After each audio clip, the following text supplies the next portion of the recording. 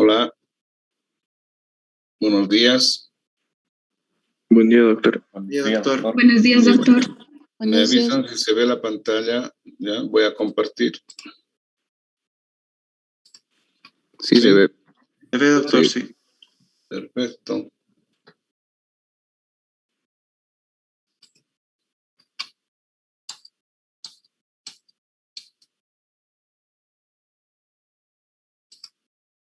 El puntero.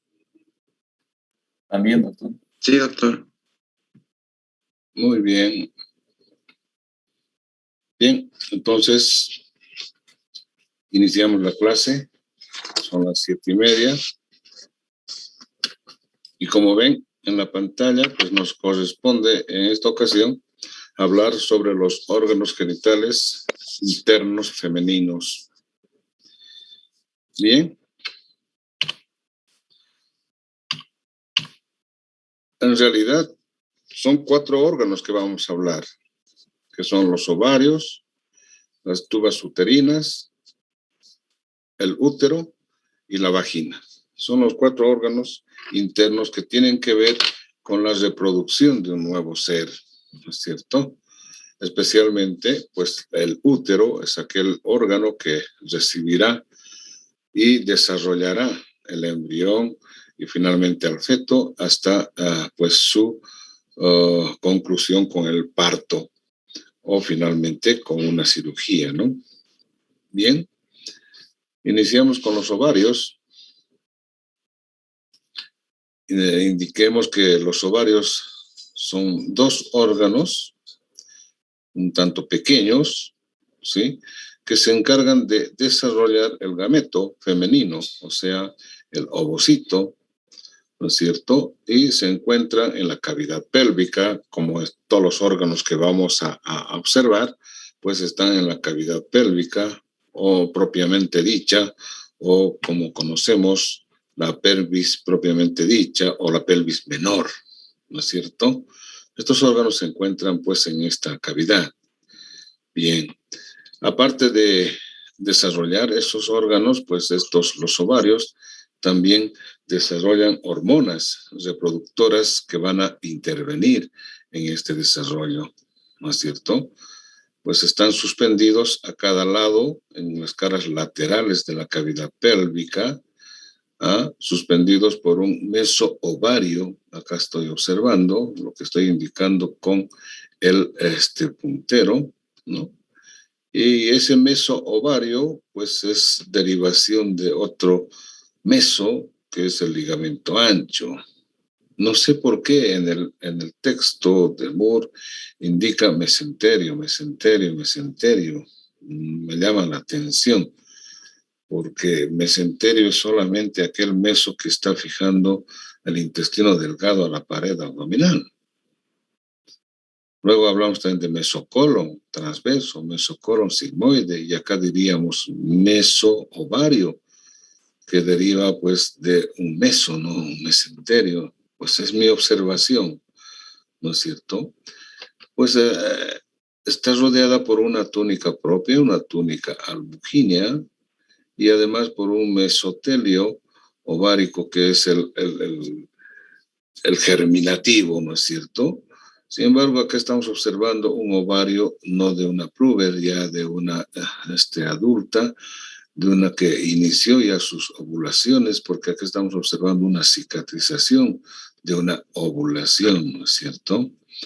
Entonces cambia ese mesotelio que teníamos de una mujer prepúber a una puber y luego pues a una adulta, va cambiando la coloración inclusive de la superficie de estos ovarios, ¿no?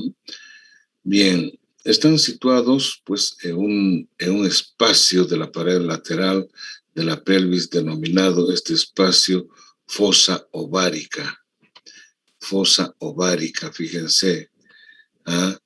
Y esta fosa ovárica está determinada inferiormente por la fijación del ligamento ancho, superiormente por los vasos ilíacos externos, posteriormente por los vasos ilíacos internos y además el uréter. Entonces todo este espacio se denomina fosa ovárica, en el cual se tiene el ovario durante el periodo puber, diríamos, hasta el primer embarazo. Ya desarrollado el primer embarazo y concluido con el parto, este ovario va a descender y se hace un poco más posterior. Ya se hace posterior al uréter y ya no sería la fosa ovárica, sería otra fosa, se conoce como fosa de Claudius, y cambia entonces de posición después del primer embarazo, ¿no es cierto? A eso es importante conocerlo e indicarlo. ¿Qué forma tiene el ovario? Pues tiene una forma ovoide, ¿sí? Tiene una forma ovoide, como un huevo, ¿sí? Con unas dimensiones aproximadas de 3.5, 2 de ancho y 1 de espesor. Y pues está posicionado más o menos como esta que estamos viendo acá, ¿no?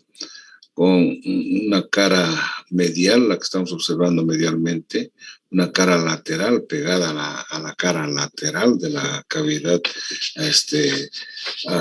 pélvica, indicar además pegada al peritoneo pélvico, ¿sí? Porque este órgano es intraperitoneal, está en la cavidad peritoneal, ¿no? No está revestido completamente de peritoneo, pues solamente a nivel de la suspensión, un poco en la cara lateral, ¿no? Está suspendido por una derivación que es el mesovárico, ya hemos dicho hace un momento. Entonces tendrá un borde, ¿no? Adherente, un borde libre. Este borde adherente estaría adherido al mesovario, o una cara medial, una cara lateral, un extremo superior, ¿no? Que es tubárico, fíjense, tiene relación con la tuba, y un extremo inferior que tiene relación con el útero, un extremo uterino, ¿no es cierto? Y es importante señalar este borde libre y este otro borde adherente. No olvidarse eso. La cara medial, pues, va a estar en relación con los órganos, especialmente con el útero. Aquí está abierta esta posición del útero, ¿no? Y acá retraído lo que sería el recto y además también el sigmoide, que tiene una relación muy importante con este órgano, ¿no es cierto? Y también tiene importancia la relación que tiene esta cara medial con esto, cara medial, el extremo inferior, etcétera, superior, con la tuba y además con el infundíbulo. El infundíbulo abraza más o menos el borde libre y también la cara la cara medial del ovario. Eso pues es importantísimo entender de que tiene esa relación estrecha con el llamado infundiblo de la trompa o de la tuba uterina, ¿no es cierto? Bien. ¿Cuáles son sus medios de fijación del ovario? No es un órgano que está muy quieto, es un órgano que está móvil de acuerdo a su fijación, ¿no es cierto? El ligamento ancho es un medio de fijación del útero y del cual procede esto que se llama el mesovario. De acuerdo al movimiento que tenga el útero con el ligamento ancho, pues el ovario también se va a movilizar. También tiene otro ligamento acá, el útero ovárico, el extremo uterino del ovario se une a un ligamento propiamente dicha o propio del ovario, también se llama útero ovárico, ¿no es cierto? Este ligamento está fijo pues a uno de los cuernos del útero. Luego también está suspendido por un ligamento que se denomina ligamento lumbo ovárico o suspensorio del ovario, que está conectado con los vasos ováricos, arteria ovárica que baja de la aorta, vena ovárica que sube a la vena cava, etc. Y a través de esto, pues hay un tejido fibroso que llega al extremo superior del ovario para mantenerlo suspendido al ovario. También está conectado y fijo a la tuba uterina a través de otro ligamento, el ligamento tubo ovárico, que es parte de una fimbria. Es parte de una fimbria que también están uniendo estos dos órganos, la tuba con el ovario. Entonces tenemos todos estos ligamentos que en realidad no van a mantener pues quieto al ovario en su espacio. Si estas tubas se movilizan, pues van a arrastrar a través del ligamento tubo ovárico al lugar donde vayan, ¿no es cierto? De manera que también el útero, si el útero se va a desarrollar, pues va a arrastrar consigo mismo a los ovarios a través de ese ligamento, ¿no? El propio del ovario o ligamento tubo ovárico.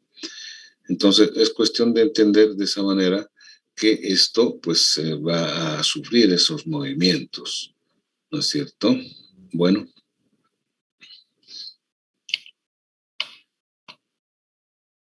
Bien, en cuanto a las arterias de los ovarios, ya hemos indicado que van a tener sus vasos propios llamados ováricos, ¿no es cierto?, similares a los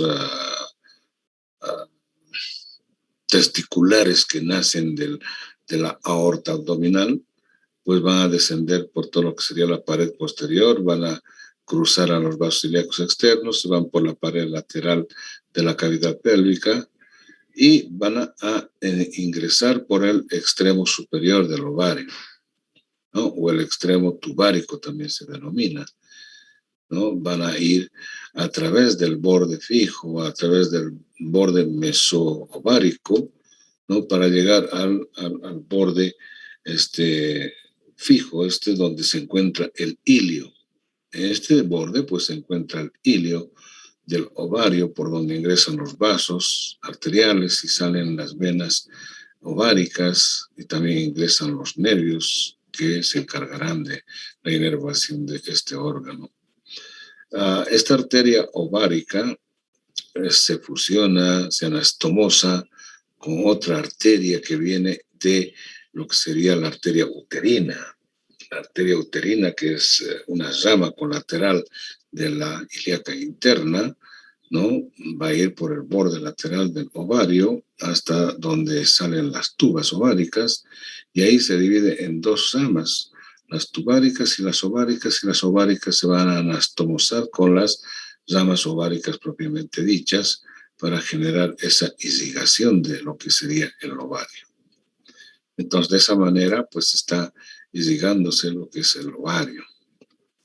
En cuanto a los linfáticos, pues ya saben ustedes que forman lo que serían plexos, el plexo ovárico, el plexo tubo ovárico. En este caso, pues hay una fusión entre estas dos irrigaciones y van a formar el plexo tubo ovárico y desencadenará su irrigación linfática, pues a través de lo que serían estos vasos ováricos que vienen desde la aorta abdominal o suben las venas hasta la vena cava inferior en el lado derecho, porque en el lado izquierdo es diferente.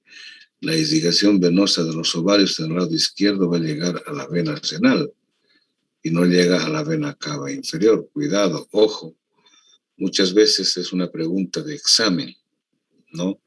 Así como la testicular, la vena testicular derecha llega a la vena cava inferior y la testicular izquierda llega a la vena renal. Entonces la ovárica hace lo mismo que esta vena testicular. La vena ovárica va a desembocar en lo que sería en la vena renal izquierda. En tanto, la vena ovárica derecha va a drenar en la vena cava inferior. Esa variación que es importantísimo lo tomen en cuenta para probable pregunta de examen. ¿Entendido? Bien.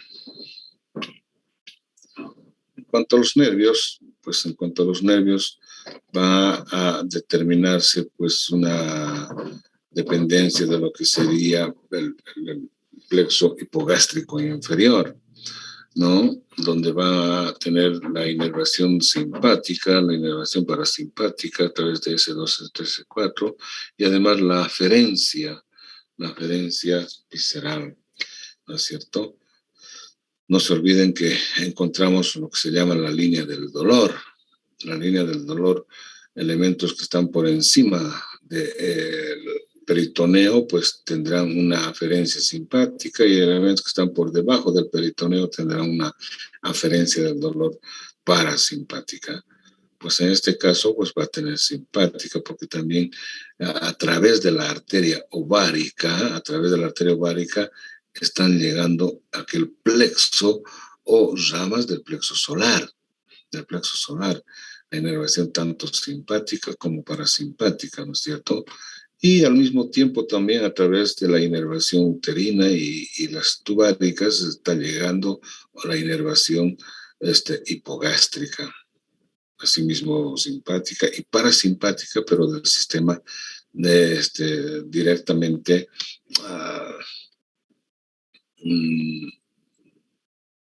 medular S2, S3 y S4.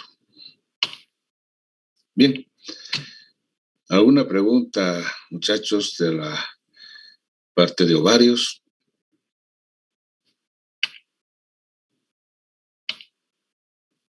No hay. Bueno, entonces proseguimos con lo que serían las tubas. Las tubas uterinas. Ya saben que son dos tubas llamadas también trompas uterinas, ¿no?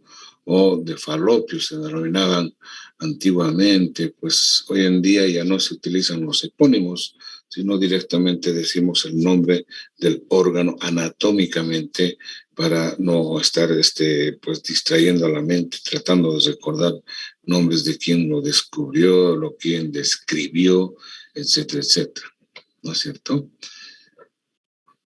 Entonces diremos que las tubas uterinas son unos conductos, ¿sí? Unos conductos musculomembranosos, ¿sí?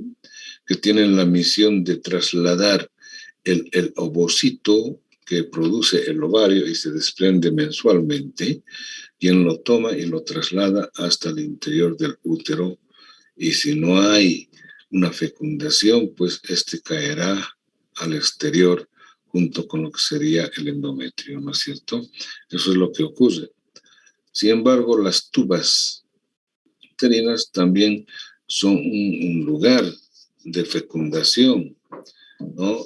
El lugar donde se unen lo que sería el ovocito con el espermatozoide y fecundarán un nuevo ser.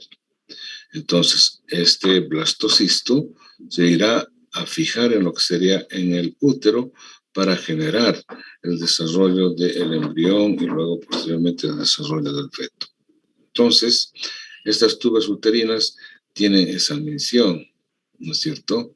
Tiene esa misión de generar el paso del ovocito y también fecundación. Están inmersos en la cavidad pélvica, ¿sí? En lo que sería la cavidad peritoneal, al igual que los ovarios, uno a cada lado, pegado a las paredes laterales de la cavidad pélvica, ¿sí? Tienen una dimensión aproximada de 10 centímetros a 14 centímetros, ¿sí? Un diámetro pues, que va desde los 3 milímetros hasta los 8 milímetros de grosor, diríamos, diámetro, ¿sí? Está suspendido en lo que sería el mesosalpinx, que es otra dependencia del ligamento ancho, ¿sí? Así como el mesovario, también el mesosalpinx es un elemento que está manteniendo y fijando hacia la pared lateral de la cavidad pélvica junto a los ovarios, ¿no es cierto? Estos están pues de los bordes, de los bordes libres, que son anteros superiores. Tiene una posición más o menos, fíjense, esto es la vejiga, que se dirige hacia posterior y lateral, pero después van redundando hacia lo que sería el ovario y se van a terminar fijando hacia anterior y mediano, ¿no es cierto? Tiene una relación muy directa con el ovario, abraza, ustedes están viendo que abraza al útero, ¿no es cierto? Entonces, toma esa posición aproximada dentro de la cavidad, ¿no? Y fijado con lo que hemos dicho ya con la porción peritoneal denominada mesosalpinx. Bueno, hemos indicado, aquí tenemos un corte pues, sagital, coronal, diríamos, ¿no? Para mostrar lo que sea el interior de esta tuba uterina.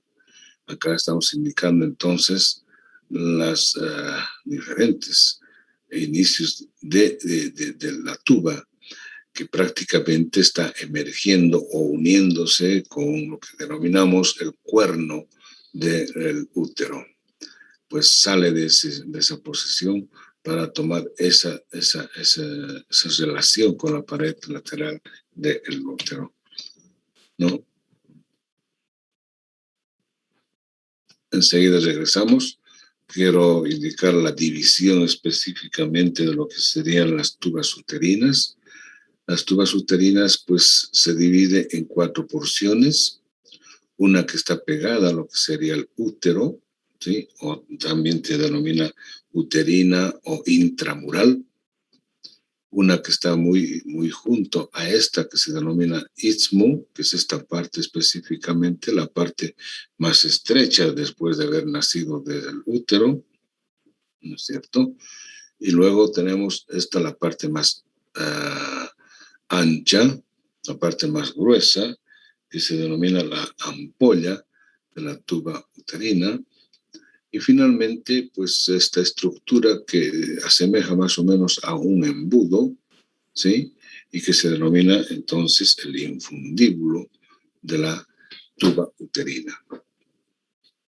Este infundíbulo termina como los pétalos de una flor, fíjense, muy abierta, y estos como dedos que se denominan fimbrias tubáricas, prácticamente van a estar formadas por mucosa solamente, mucosa, y deja un orificio acá, el orificio abdominal de lo que se denomina la tuba uterina.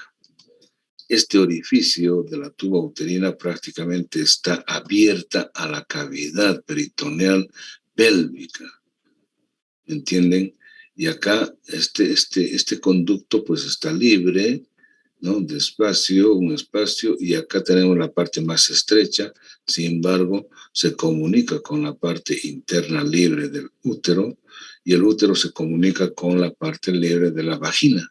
Entonces, imagínense todo ese recorrido que desde el exterior de la vagina puede, no sé, un ejemplo muy grosero, podríamos soplar desde la vulva, ingresar aire por el útero, ingresaría por la parte uterina de la tuba, recorre todo lo que es la tuba y podríamos inflar la cavidad peritoneal pélvica. Imagínense.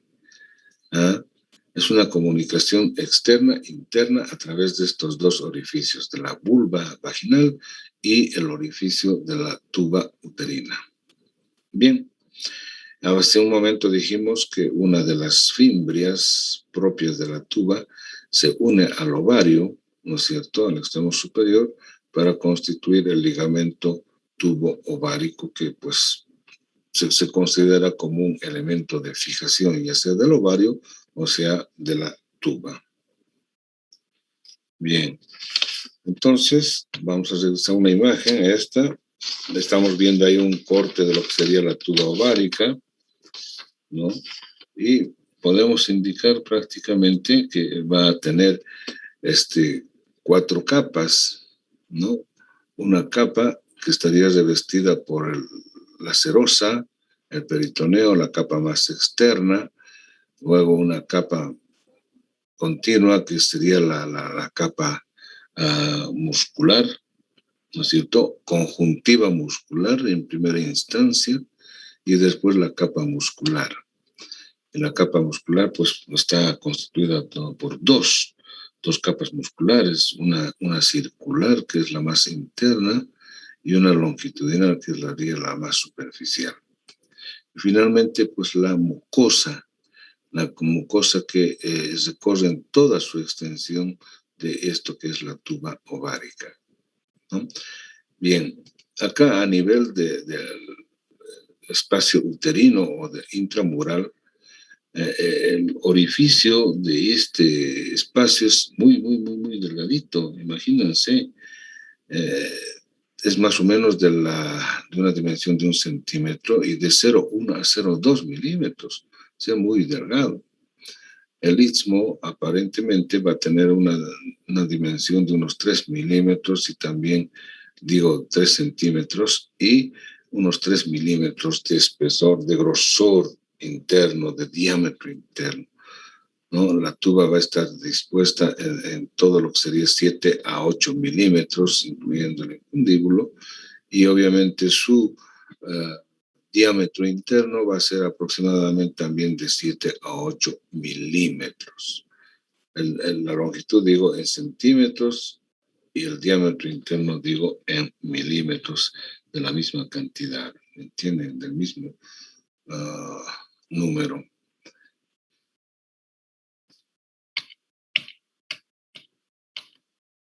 Bien, vamos a repetir imágenes respecto a lo que sería irrigación, porque prácticamente entre los órganos que estamos mencionando comparten la irrigación de estas arterias, ¿no es cierto? Habíamos indicado, por ejemplo, la arteria ovárica, que va a descender por la porción lumbar desde la vena, desde la aorta, pues va a generar ramos tubáricos, miren, va a generar ramos tubáricos para irrigar prácticamente lo que sería el infundíbulo y la ampolla tubárica. Y por otro lado, la arteria uterina, que se divide en 2 ramas cuando llega al borde lateral del útero, una ascendente o superior y otra descendente o inferior. La ascendente va a ir por el borde lateral de lo que sería el útero hasta el cuerno, hasta la parte del ángulo superior, ¿no? Y ya dijimos donde se divide en 2 ramas, una rama ovárica y una rama tubárica. Esta rama tubárica va a recorrer paralelamente a lo que sería la tuba uterina, ¿no? Para ir desprendiendo vasos rectos directamente a esto que se llama la tuba uterina.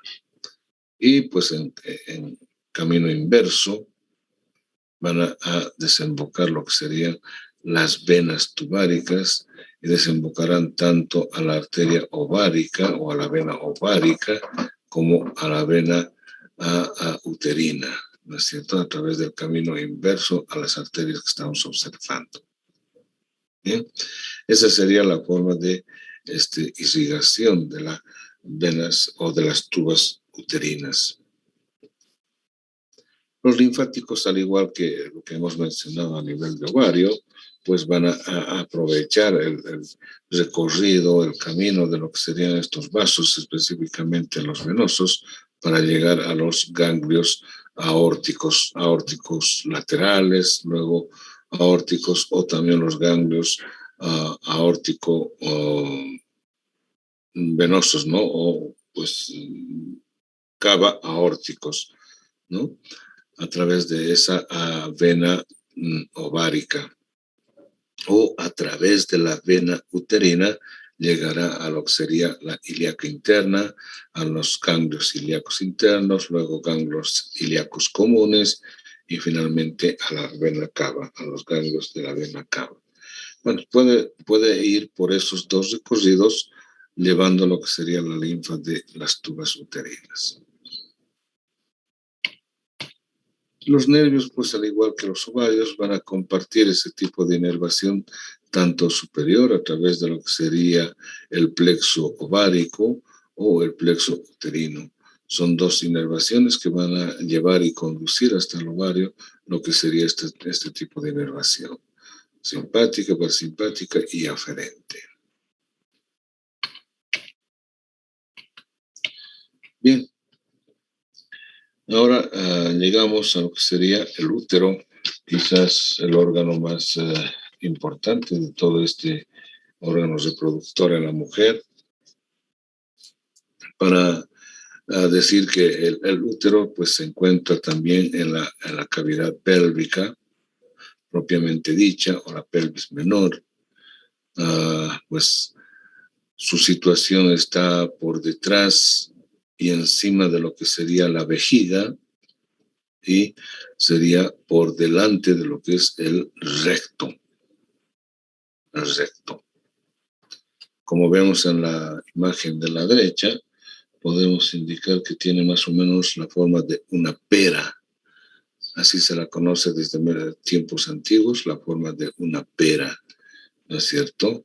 Acá más o menos vertical, más o menos perpendicular a lo que sería al piso pélvico. Bien, vamos a indicar luego pues la relación que tiene con estos. El útero, pues hemos indicado que va a ser el órgano que recibirá en primera instancia, si es que no hay fecundación, recibirá al ovocito no fecundado para luego darle paso hacia el exterior, ¿no?, junto con lo que sería el desprendimiento del endometrio. Y esto ya lo verán en la parte de histología, ¿no es cierto? Bien, entonces, indicar de que el útero es el órgano que va a recibir también al blastocisto, hemos indicado hace un momento, al órgano al ovocito que se fecundó con el espermatozoide y generaron ese nuevo elemento, ¿no? Ese nuevo ser. Va a recibir en lo que sería lo que se denomina la cavidad uterina, y se implantará, se fijará en la pared posterior de esta cavidad para luego desarrollar este embrión, desarrollar el feto, pues para hasta llegar a lo que sería el parto. Este útero va a cambiar de forma de acuerdo al momento que pueda tener un embarazo, ¿no? Va a ir creciendo y va a ir cambiando de forma de una pera. Sin embargo, pues en un útero no grávido, pues siempre va a ser de la misma forma, ¿no? Solamente cambiará de forma cuando ocurra el embarazo. Va a presentar, pues, aparte de su forma de pera, sus partes, una cara antero-inferior, una cara postero-superior, un fondo, ¿no es cierto? Esos son las partes que tiene periféricamente lo que sería el útero, ¿no? Todavía no estamos en su división.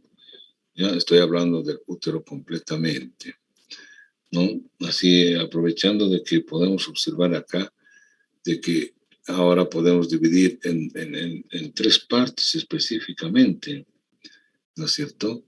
El útero tendrá una parte que se denomina el cuerpo y otra parte que se denomina el cuello del útero. El cuello del útero y el cuerpo. Estas dos partes están unidas o fusionadas a través de lo que se conoce como el istmo del útero. Esta porción es la que está uniendo esos dos que hemos indicado, ¿no es cierto? En cuanto a sus dimensiones, de un útero no grávido mide completamente aproximadamente unos 7.5 centímetros por 5 centímetros de ancho en su parte más ancha y 2 centímetros de espesor. Son dimensiones aproximadas, ¿no es cierto?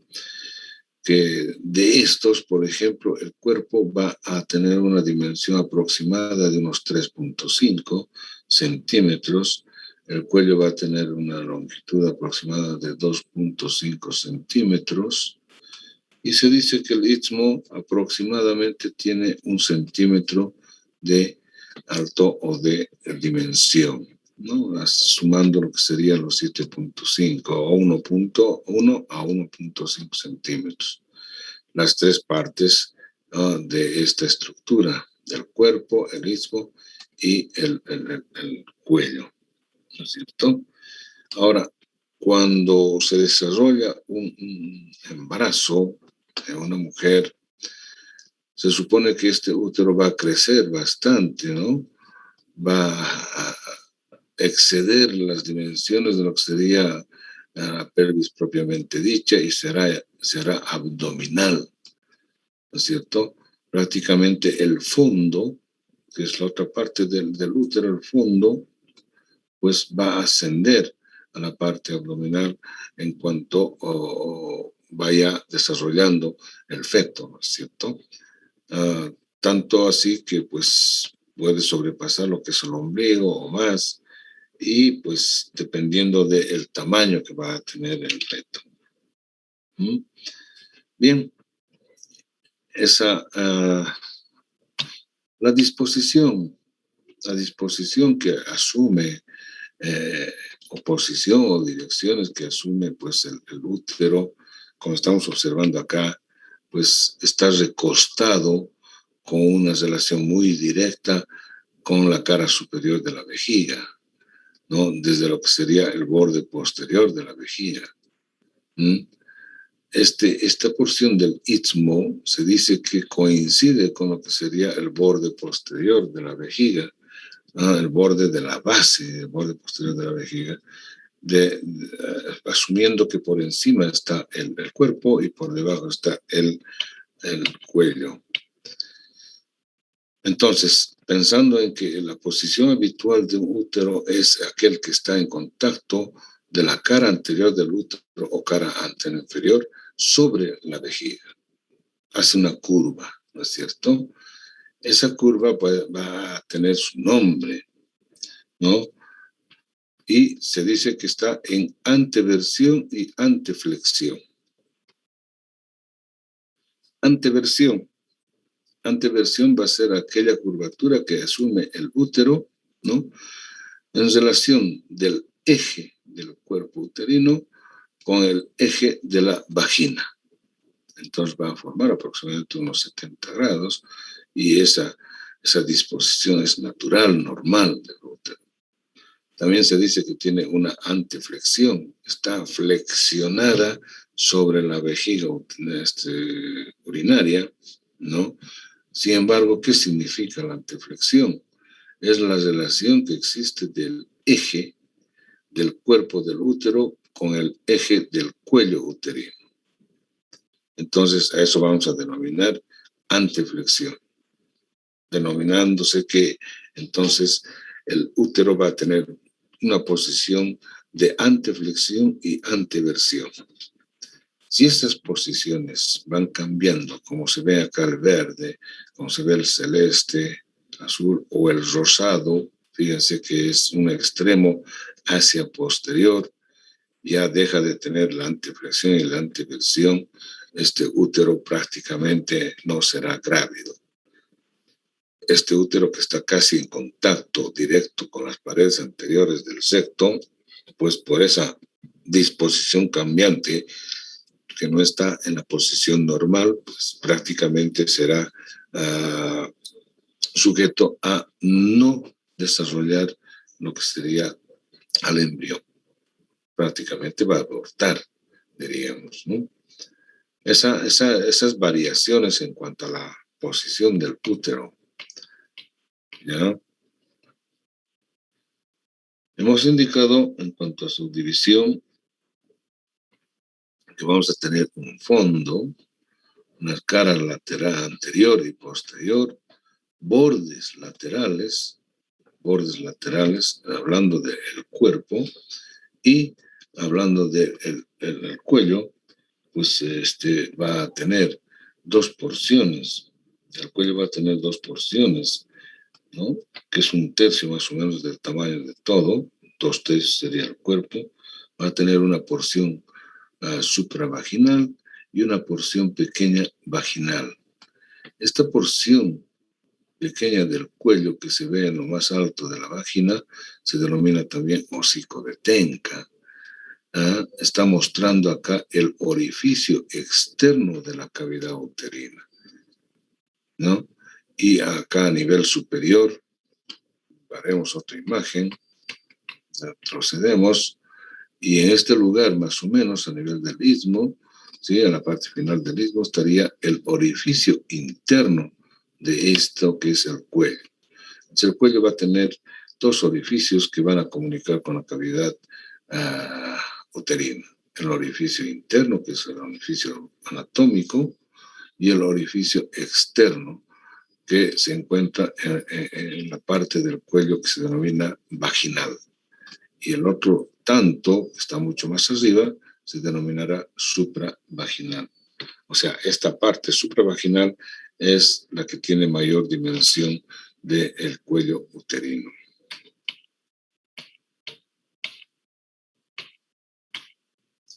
Bien.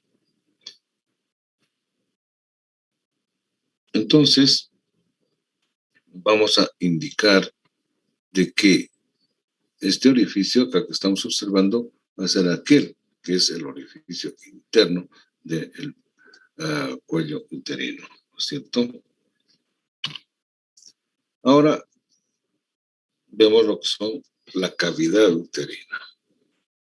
La cavidad uterina es el espacio que se encuentra dentro de este órgano músculo membranoso, ¿no?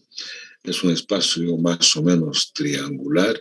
Habíamos indicado la forma del útero, una forma de pera, pero el espacio interno es más o menos triangular, ¿no? Con dos ángulos superiores, a la derecha y a la izquierda, llamadas cuernos uterinos, y pues un ángulo inferior que está coincidiendo con el orificio interno del cuello uterino, ¿no?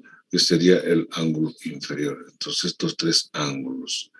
Acá las paredes laterales, la pared posterior y la anterior que se quitó para poder mostrar esto, ¿cierto? Entonces, todos estos elementos podemos observar a nivel de la cavidad uterina. También podemos indicar el espacio del cuello uterino, ¿sí? Que no se ve tanto acá, esta otra tal vez, fíjense, no es una forma lisa, regular, sino es un tanto irregular, ¿no? Por las estrías que presenta, por los pliegues que presenta el cuello uterino. Esa disposición que tiene como pliegues el cuello uterino se la conoce también como árbol de la vida. Un árbol de la vida a nivel del útero, ¿sí? Que se encuentra entre el orificio interno de este cuello y el orificio externo del cuello o vaginal del cuello. ¿Está entendido? Esta porción del cuello denominada también hocico de Tenca, es la que se observa cuando se hace una visión, ¿no? A través de un colposcopio que se abre la vagina para poder observar lo que sería el cuello uterino. Bueno, para ver las características que tiene y que pueden dar alguna información respecto al embarazo, respecto a la formación de algún tumor, etcétera, etcétera. Entonces, se logra ver lo que sería esta porción del cuello uterino. ¿No es cierto?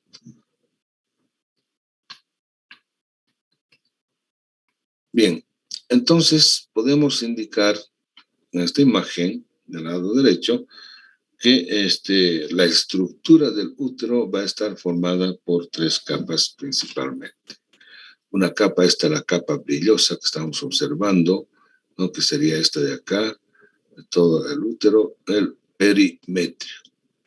Este perimetrio sería la capa serosa o el peritoneo uterino que está revistiendo a lo que sería el útero, ¿no?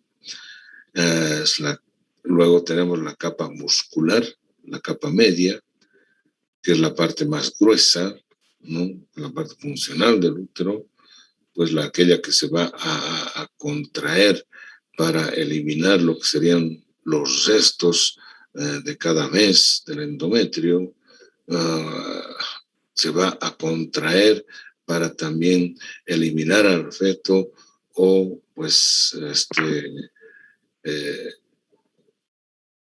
dejar pasar al feto durante el parto, ¿no? Esta capa muscular del útero va a tener a su vez 3 capas mismas. Acá creo que se ve un poco mejor. Fíjense, acá estamos observando pues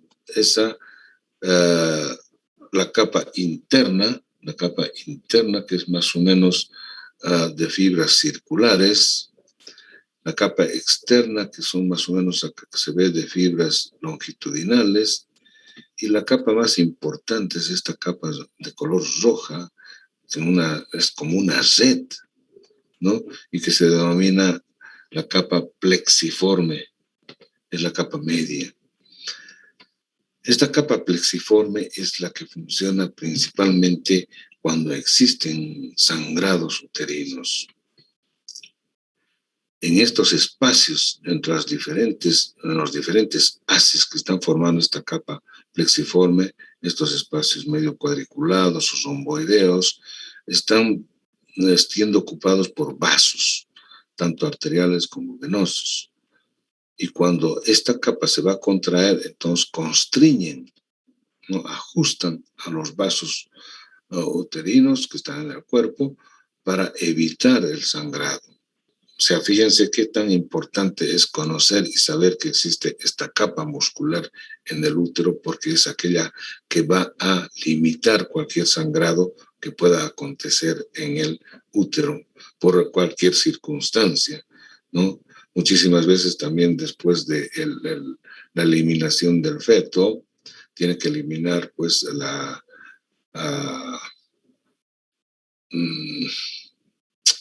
se me fue la palabra,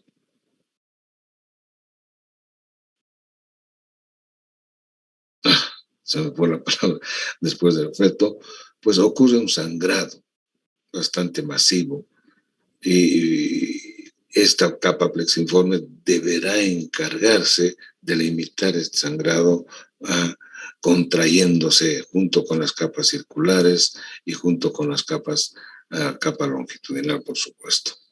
Pues, de modo que esa sería la estructura más importante muscular del útero, ¿no?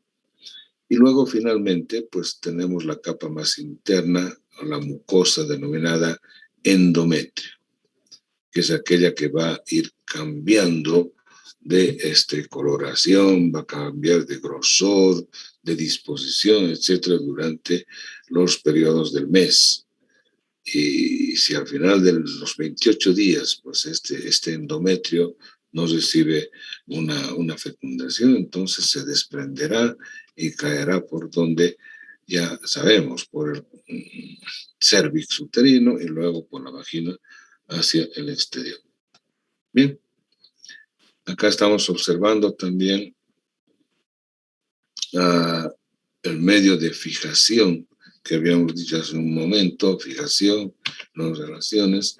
Entonces, esto que es el peritoneo pélvico y que está formando a través de sus dos láminas, uno anterior y uno posterior, desde las paredes laterales de la cavidad pélvica, lo que se denomina el ligamento ancho.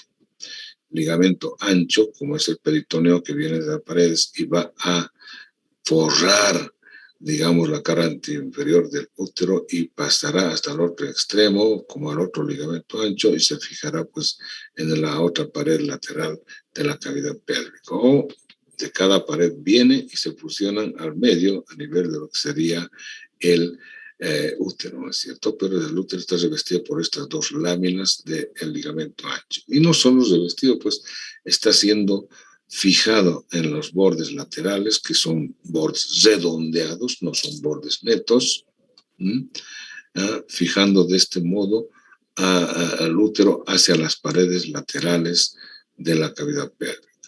No se olviden que hemos dicho que acá tenemos otro meso, el meso ovario, y otro meso de la tuba, el meso salpins, que son derivaciones propias de este ligamento ancho y el ligamento ancho del peritoneo pélvico, ¿no? Bien, entonces este es un medio de fijación. Otro medio de fijación sería pues prácticamente lo que hemos visto acá, la relación que tiene justo con la vejiga y el recto. A través de esto se fija también en esa posición el útero, y por la continuidad que tiene con la vagina. Es otro medio también de fijación. Aparte tenemos estos dos ligamentos. Aparte de la tuba tenemos un ligamento anterior que será el ligamento redondo, y este otro ligamento será el útero ovárico. Esos dos ligamentos también se dice que actúan como una forma de fijación. Y finalmente también acá vamos a encontrar otros ligamentos, ¿no es cierto? El ligamento útero-sacro, ¿no? Que están saliendo estos ligamentos aproximadamente de la parte alta del cuello, el ligamento útero-sacro, los ligamentos cardinales, que se van a ir a cada lado de la pared lateral, los ligamentos cardinales, y el ligamentos útero-sacros.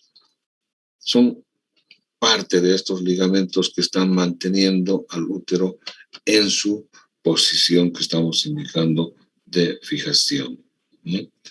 Ahora, acá podemos aprovechar sobre relaciones. Las relaciones de la cara anterior inferior, muy visible en esta imagen, pues se relaciona prácticamente con la cara superior de la vejiga.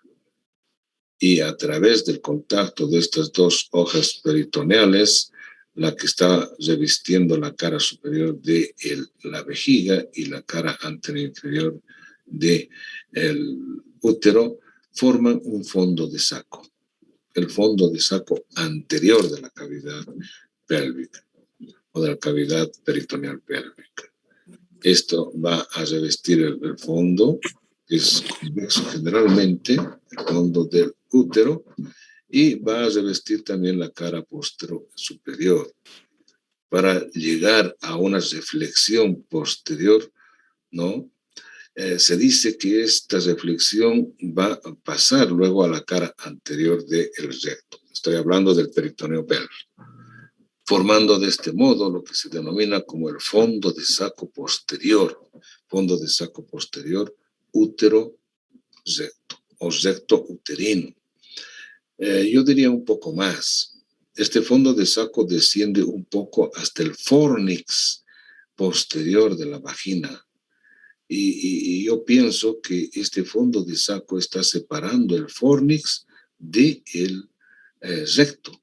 Por tanto, lo más lógico podríamos decir que se denominaría entonces el fondo de saco vagino-rectal. ¿No es cierto? Es cuestión de visión, y una visión mucho más directa de lo que se está observando. Es más, este fornix posterior de la vagina es un lugar que se aprovecha, ¿no?, para realizar una visión directa de la cavidad pélvica o de la cavidad peritoneal pélvica, atravesando esta pequeña pared, este pequeño tabique, ¿no?, que está separando lo que sería el fornix de la cavidad o del fondo de saco de Douglas, que también se denomina así, fondo de saco útero rectal o recto uterino, para ingresar con un endoscopio y observar a visión directa todo lo que pueda acontecer dentro de esta cavidad.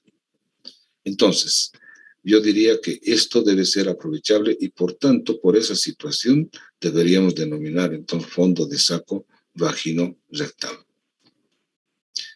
Esta parte del útero, la cara posterior superior, está en relación con el colon sigmoide que cae y las asas intestinales. Las asas intestinales también tienen relación directa con el fondo del útero, así como la cara posterior superior. Es importantísimo mencionar aquello, ¿no? Y lateralmente, pues va a tener relación con los uréteres, lateralmente con los uréteres y también las arterias uterinas y los ligamentos anchos.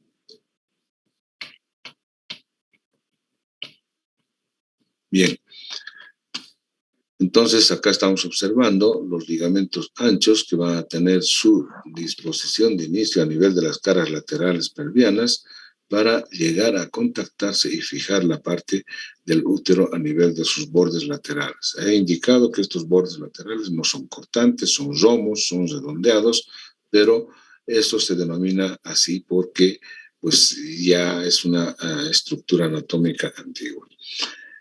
Esta relación es importantísima también de estos espacios, de estos bordes laterales que da lugar la presencia de la arteria uterina a través de estos bordes.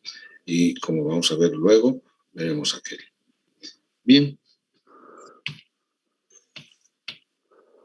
Nuevamente, nuestra imagen que logramos ver en todos los momentos de vasos y linfáticos.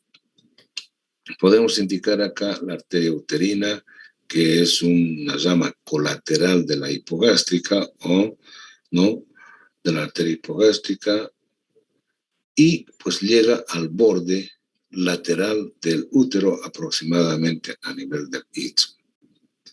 Esta arteria se divide en dos ramas, una ascendente o superior y una descendente o inferior, ¿no? La descendente va a ir a cubrir la irrigación de lo que sería el cervix, el cuello uterino, que además se va a unir también a lo que sería la arteria vaginal.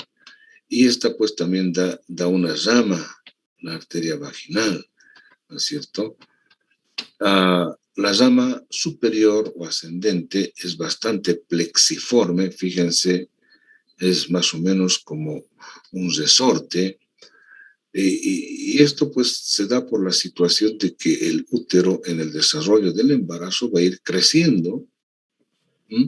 Y esta disposición de la arteria uterina en su rama superior le da esa posibilidad de ir desprendiéndose, desenrollándose a medida que el útero aumenta de tamaño hacia arriba. Entonces, eso es la finalidad de la disposición de estas arterias uterinas derecha e izquierda y también las venas uterinas que tienen esa disposición. Esta arteria pues concluye en lo que se denominan los cuernos uterinos, son los ángulos superiores, repitiendo donde se divide en ramas tubáricas y ramas ováricas. ¿Sí? Para la irrigación que ya habíamos indicado hace un momento. Bien, las venas pues van a tener su retorno, van a formar lo que serían el plexo uterino, junto con lo que sería la suma del plexo ovárico, el plexo tubárico, van a recibir este plexo y también se unirá al plexo vaginal. Entonces será un al plexo cervical.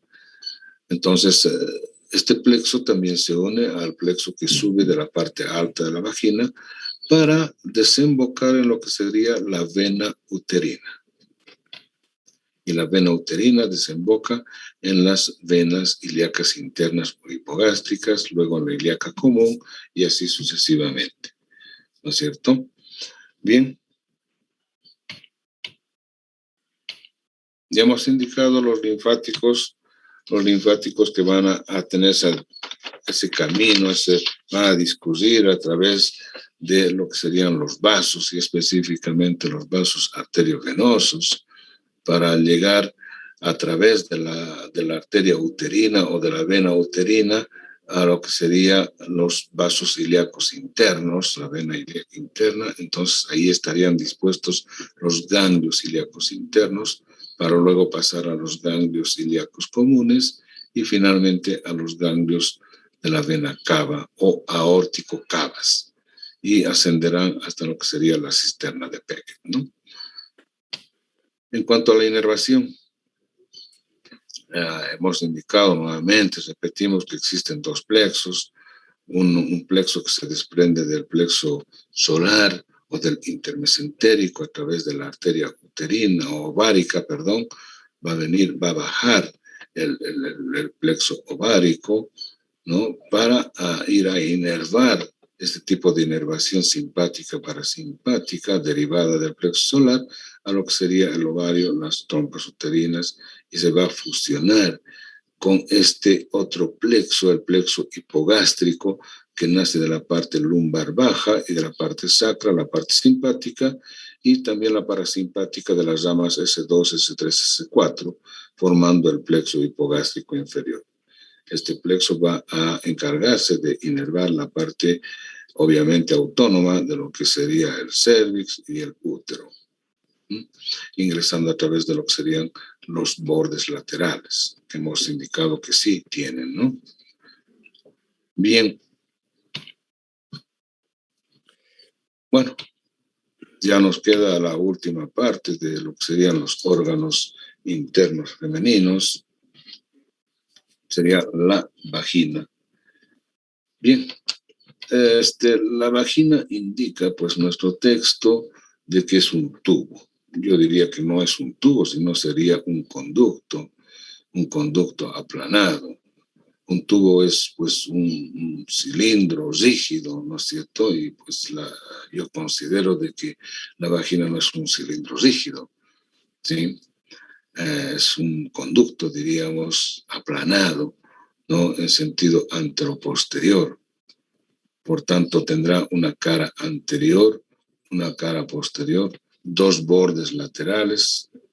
Intenté encontrar una imagen que muestre un corte sagital para mostrar la disposición en H, pues no logré encontrar, van a disculpar, pero creo que acá hay una imagen que algo puede mirar a esto.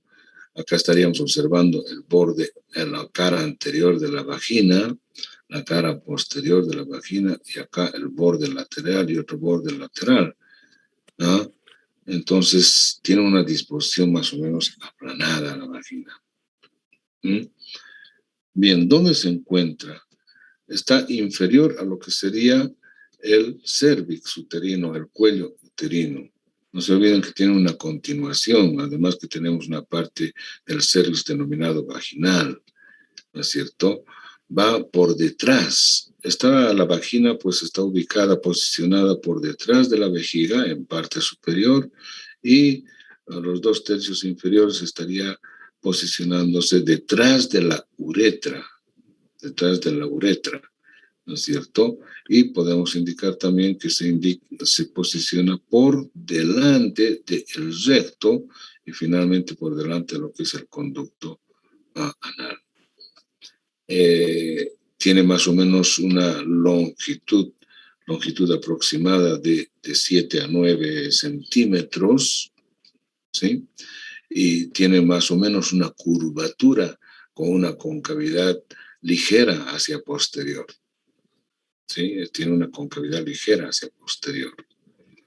En la parte de la apertura inferior se abre en lo que se denomina el vestíbulo. Y la parte superior va a tener 4 prolongaciones que se denominan fornix, ¿no? Prolongaciones que están alrededor de la parte visible del cuello uterino.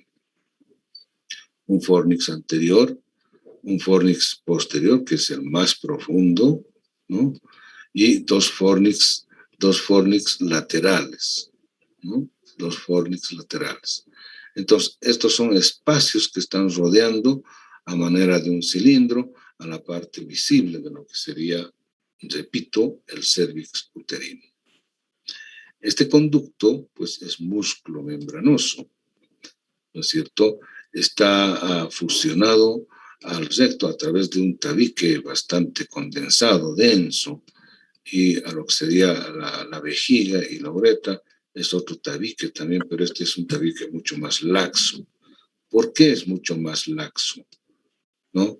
Porque la vejiga tiene la tendencia de crecer, tiene la tendencia de aumentar su dimensión por la recepción de la orina. El recto, pues esta parte baja del recto que se denomina ampolla, también tiene la posibilidad de aumentar de diámetro. Sin embargo, en la parte más inferior tiene una condensación firme para mantener la unión de estos dos elementos, la parte final del recto y lo que sería la vagina, ¿no? Bien, entonces estas relaciones son directas tanto anteriormente como posteriormente y a los lados pues son la parte intrapélvica, ¿no es cierto? Y la parte perineal de la vagina. Va a tener una porción intrapélvica, la parte perineal. Ya saben, divididas por lo que sería el piso de la pelvis, ¿no es cierto? Que está determinado por esta parte. Este músculo denominado el pubo vaginal es uno de los músculos constrictores de la vagina, ¿no? Es uno de los músculos que va a presionar a la vagina en un determinado momento. Y luego, pues el esfínter de la uretra, que también está por acá.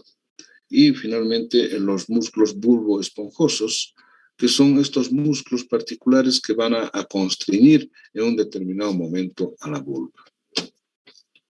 Perdón, a la vagina. Habíamos olvidado indicar qué funciones cumple la vagina. En primera instancia, pues es un conducto que va a descargar a lo que se va a desprender el endometrio cada 28 días, la menstruación.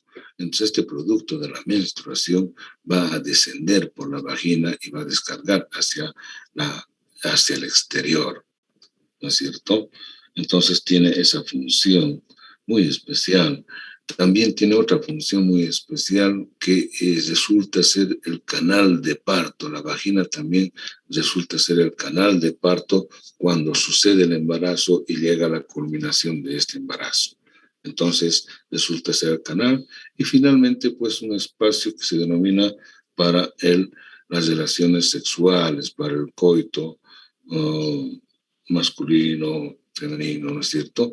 Entonces tendría esas 3 funciones particulares y para este momento pues se instituye lo que sería la compresión muscular para el momento del coito muscular, digo, el coito o la relación sexual que tienen hombre y mujer.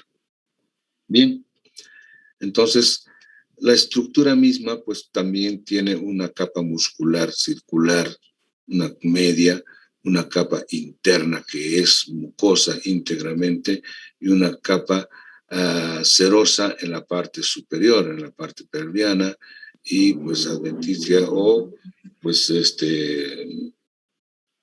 conjuntiva en la parte perineal. Entonces estamos indicando que tiene una parte pélvica y una parte perineal conjuntival. ¿Sí? Bueno.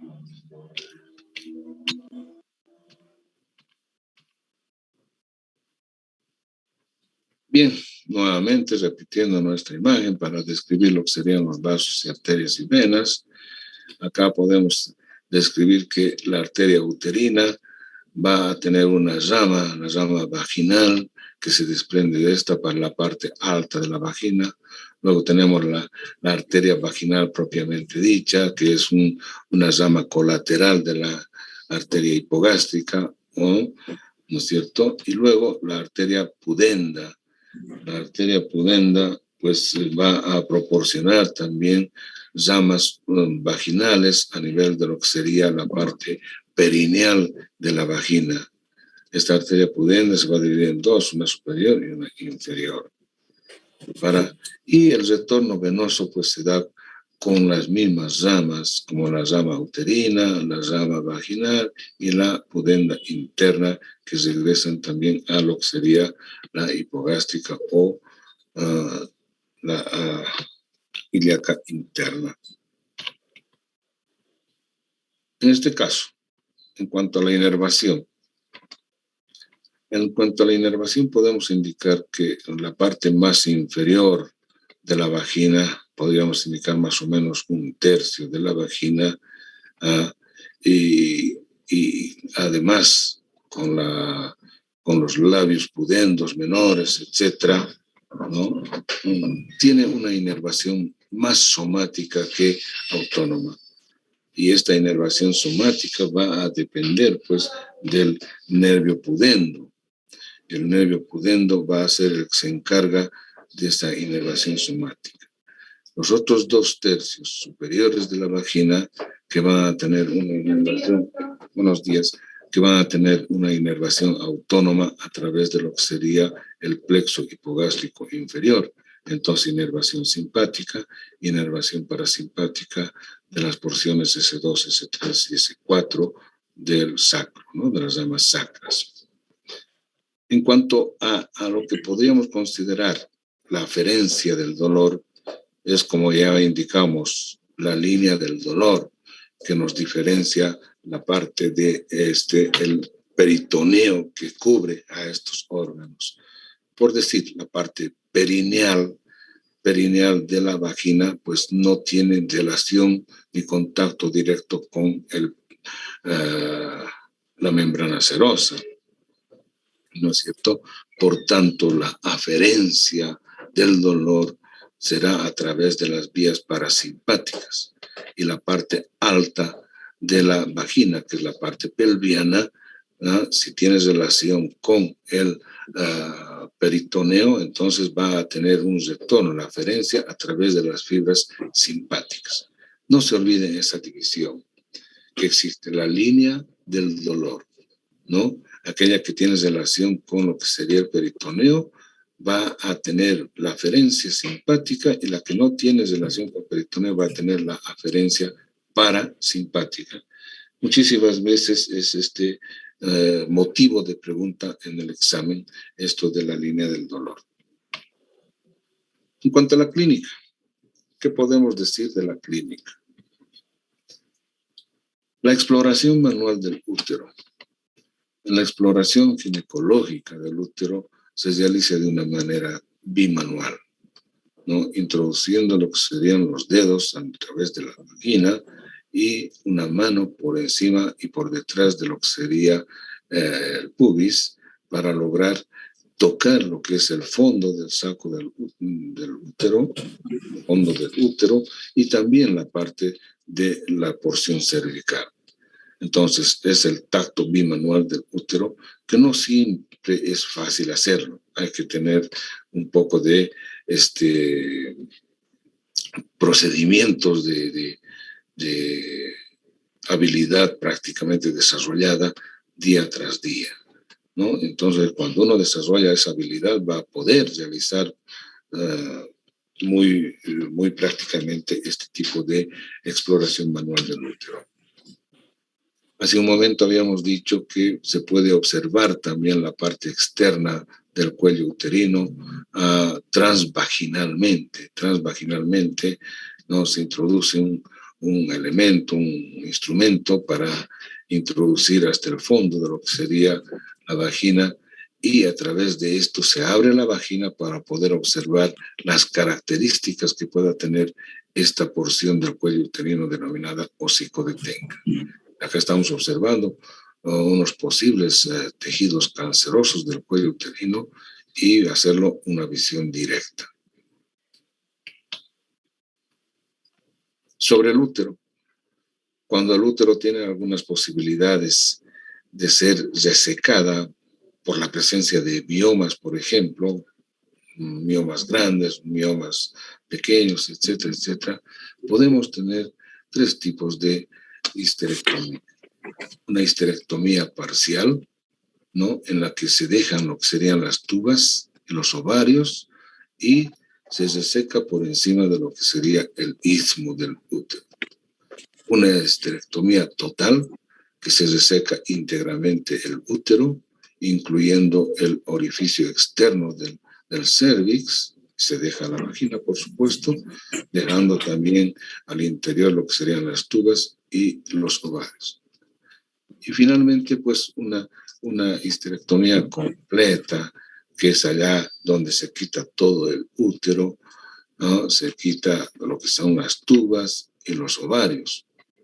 Estas acciones quirúrgicas dependerán de la valoración del ginecólogo de acuerdo al caso clínico que se presenta en la paciente que acude a la consulta.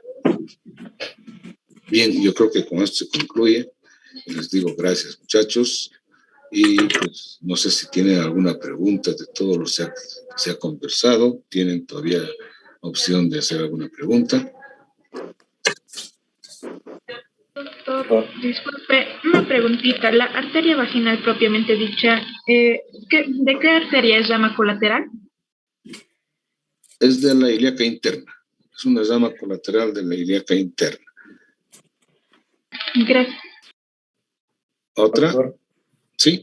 disculpe, ¿qué tema vamos a llevar para la siguiente clase? El tema de la próxima clase va a ser periné. Ingresamos a periné. Salud. Doctor. Sí.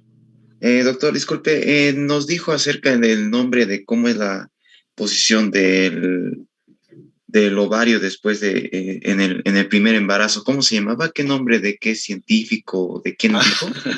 Fosa de Claudius. Ah, ya. Muy bien, La gracias. primera se denomina fosa ovárica, donde está principalmente en el momento prepúber, antes del embarazo, etcétera, etcétera. Y ya cuando ocurre el embarazo, cambia de su posición el ovario, haciéndose más inferior y más posterior. Y a ese lugar, ese espacio, se denomina fosa de Claudius. Ok, doctor, gracias. ¿Ya? ¿Alguna otra pregunta?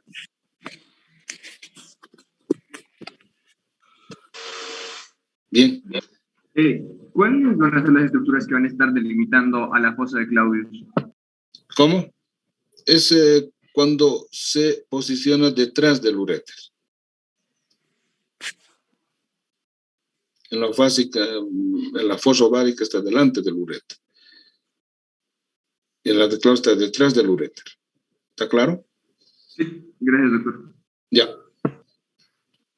Muy bien, jóvenes. Agradezco su presencia y su atención. Será hasta una próxima oportunidad.